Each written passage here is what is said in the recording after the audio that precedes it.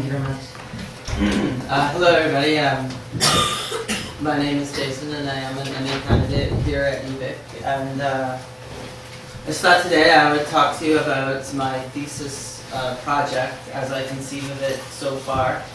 So just to introduce it, my project title is Transformation in Rural Laos, the Impacts of Rapid Modernization and Foreign Finance Mega Projects on Local Community Social Structures. And that's just a picture while I was in Laos of the local landscape. It's pretty mountainous terrain.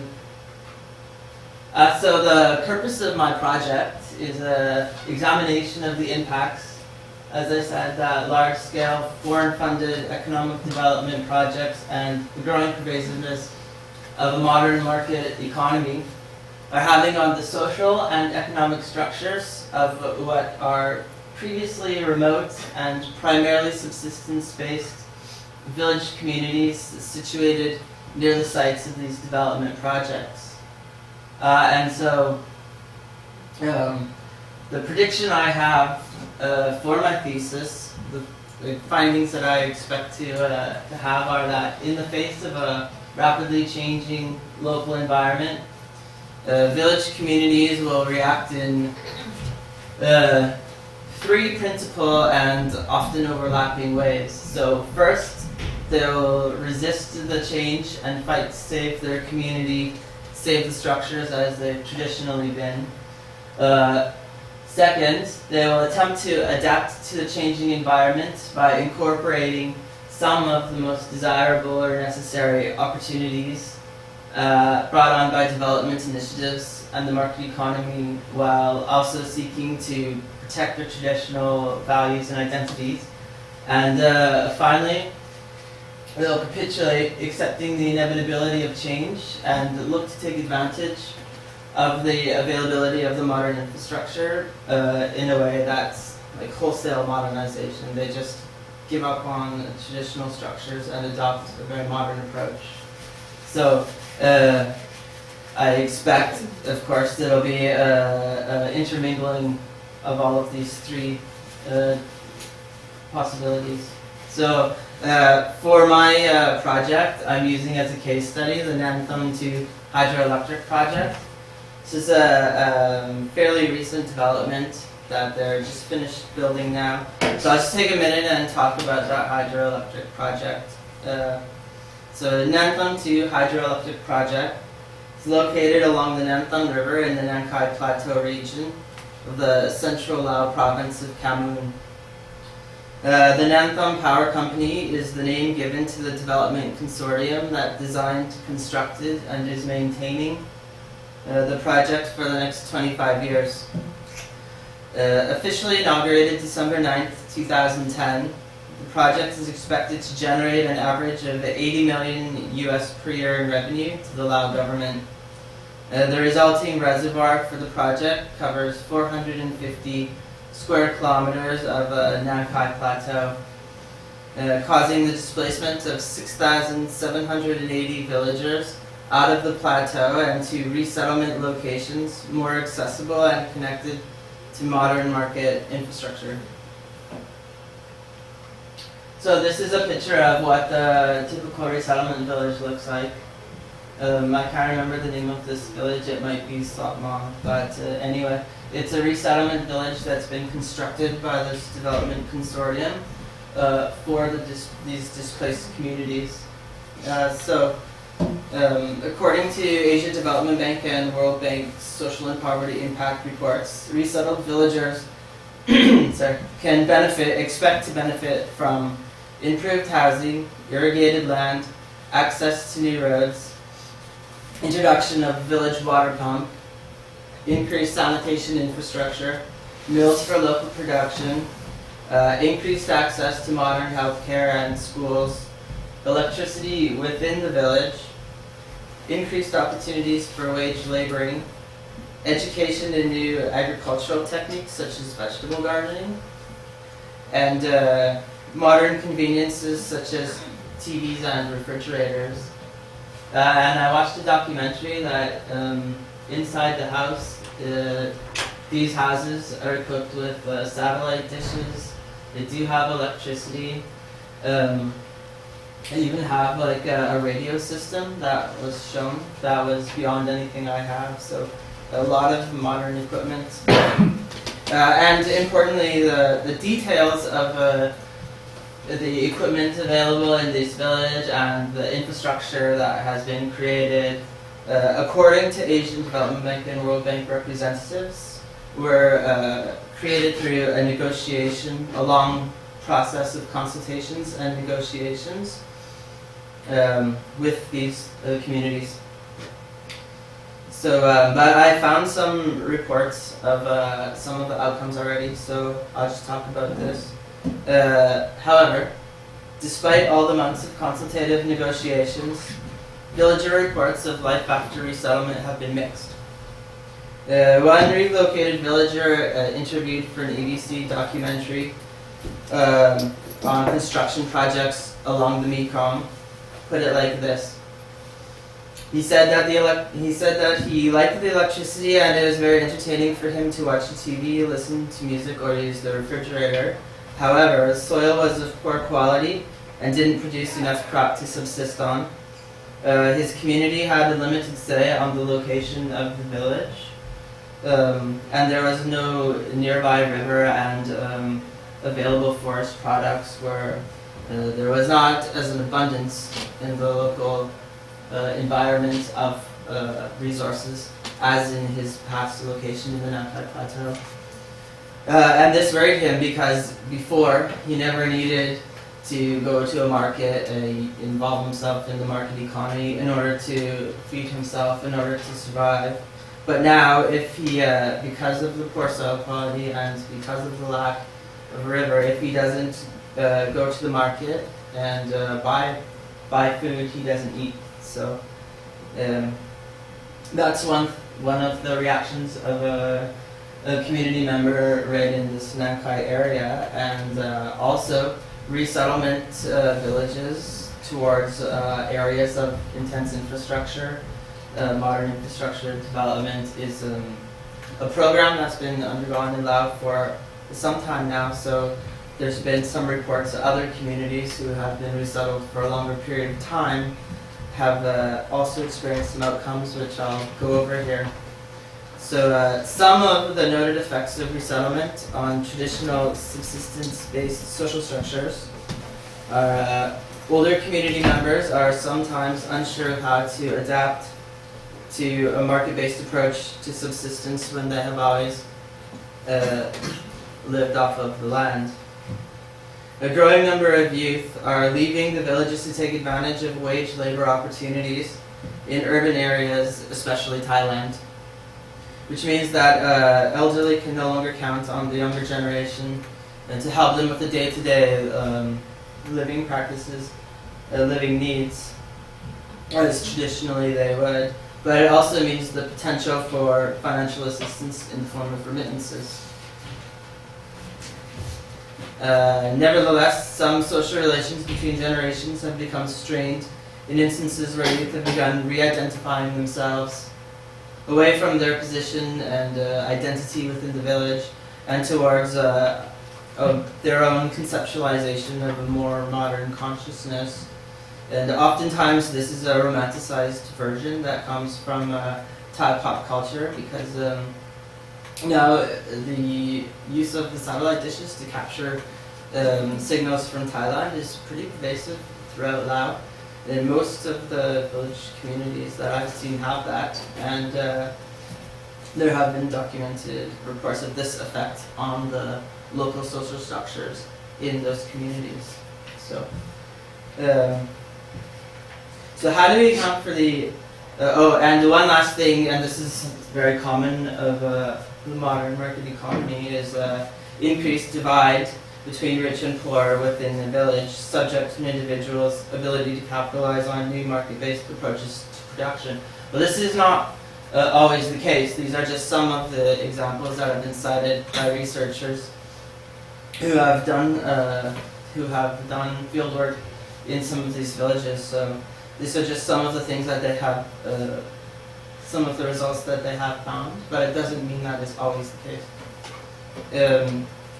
But how do we account for the ability of some villagers and individuals within villages to successfully incorporate modern market economic practices into their traditional socioeconomic patterns while others are not? We must start, I think, by looking at the fundamental principles inherent in each model of economic production. So, at the heart of my research project lies two distinct and often opposing socioeconomic orders interacting with one another. These systems are built upon fundamentally different and often contrasting ideological interpretations of the role that production and consumption plays on social reproduction of communities. On the one hand, we have a variety of groups with a long history of subsistence-based agricultural production. The most vulnerable minority groups have been settled in the Nankai Plateau are the Vedic-speaking minority groups such as the Aho and the Atal, who are among the first known inhabitants of the region, but also among the least integrated into mainstream Lao society. These groups still rely to varying degrees on traditional practices of slash and burn agricultural techniques, harvesting of local forest products, fruits, and localized trade networks with other subsistence-based societies as their primary means of subsistence and social reproduction. And only very recently have some of these groups begun marginal interactions with the market economy through sale and purchase of goods at local markets. While on the other hand, we have an international consortium of developers heavily invested in the global market system of production. The Nantham 2 project represents a diverse conglomerate of national, regional, and international governments, corporations, NGOs, and international development institutions. These constituent organizations have come together to form a development consortium because each of them believes that they stand to benefit as an individual organization from the development of the project. The reasons for cooperation may vary, and interactions among constituent members are not always congenial. However, all of these actors are motivated by the opportunity to enhance their positions within the global market structure.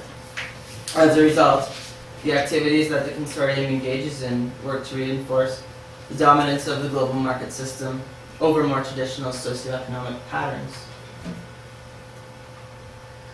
This is just some pictures of they're called the Cree, and they're a group that lives in the Nankai Plateau, and they're part of the groups that have been resettled. So, what this research project is primarily interested in is analyzing how the interaction of these two economic systems affects the social structures and social relations of the minority groups being resettled. So understanding of the differences inherent to each form of economic production provides a basis with which to analyze this question, as well as the question of what factors are involved in determining when groups choose to resist, adapt, or adopt to changing circumstances and opportunities brought forth from their interactions with development consortiums, like the Nantham Power Company. In order to clearly articulate these differences, we need a theoretical understanding of the motivational logic inherent to each of the participant groups interacting in the development of the Nantham 2 Dam. So this is my basic theoretical range. It's just an outline, and it represents the outermost range. So a lot more needs to go into it in terms of bridging the gaps between the different theoretical approaches.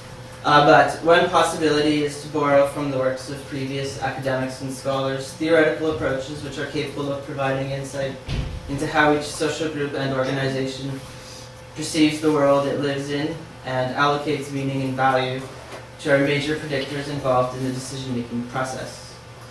So, briefly, from Mouse and Gregory, we received the theory of the gift, which states that in societies not yet integrated into the modern market economy, economic activity is used primarily as a means of reinforcing the social relations between individuals within the community. So So that power and prestige is related to the ability of individuals and groups to exchange items of value rather than through personal accumulation, as is customary within the modern market structure. By contrast, Polanyi and Carrier argue that the reverse is true of the modern market structure, where the economic system has become paramount structure in society, so that social relations have become embedded in and shaped by the economic imperatives of the market. So as a result, subsistence-based economic structures tend to be built around the ability of this form of economic system to supply the resources necessary for social reproduction at the local level rather than for sale to global markets. While some excess production may be designated for use in the local or regional trade networks, production for trade or sale is not the main objective of this form of economic model. As a result, the market remains relatively static, as does the level of production and therefore its impact on the local environment and on the relations between individuals. In contrast, a major characteristic of the global market structure is the need to discover or acquire a constantly expanding set of markets in which to acquire further resources from and sell products to. So just to wrap up, from these theoretical vantage points, we can see that the interactions taking place between these two socioeconomic groups are in many ways diametrically opposed. How then are we to interpret the outcome of interactions between them? So I will use the theory of friction by Anne Singh, which may prove instrumental in bridging that gap. According to her theory, the areas where two distinctly different cultures meet and interact are best described as frontier regions, which she refers to as the awkward, unequal, unstable, and creative qualities of interconnection across difference. It is here, Singh argues, that cultures are continually co-produced through their interactions with one another. So I will apply these three theoretical approaches of the gift, friction, and global market processes to interpret the causes and outcomes produced from the interactions between Vietnamese groups and the Nantan Development Consortium. Hopefully this approach, in which I attempt to view the situation from the eyes and perspective of the individual groups involved, will be an informative and useful approach, capable of limiting impacts of development projects on local structures at the site of other subsistence market interactions taking place around the world. And here I just have, while I was in Laos, some of my experiences. This was a village that now is kind of a tourist stop. They're kind of out in the middle of nowhere, so it took us about half an hour to drive there. But this village community has a traditional, this is a kind of alcohol called Lao Lao. It's basically rice whiskey, and it's a traditional drink that they have always enjoyed there. But now they have it for sale. Like we were taken there and specifically to buy this Lao Lao. And they have written up the distillation process, illustrated it, and then written in English diagrams. So it's in an odd way a kind of incorporation between a local subsistence and market economy interaction. So it's kind of interesting, built around tourism. And same thing here. This village, it's a 2-day boat ride from where I was in the north all the way down to Long Prabang, I think. And so I guess in the past tourists had complained that the boat ride was too long and they needed some breaks in between. And so this was arranged with these people to have tourists stop, and so they have local handicrafts all around here now for sale. And this guy is wearing some shoes that definitely didn't come from the village. So it's really interesting to see another example of a local culture and the market economy interaction. I don't know how isolated this group was though, so I can't say that it's an example exactly of the kind of the nature of the cultures that I'm going to be studying, but it's an example of the kind of interaction that I'm going to be looking at.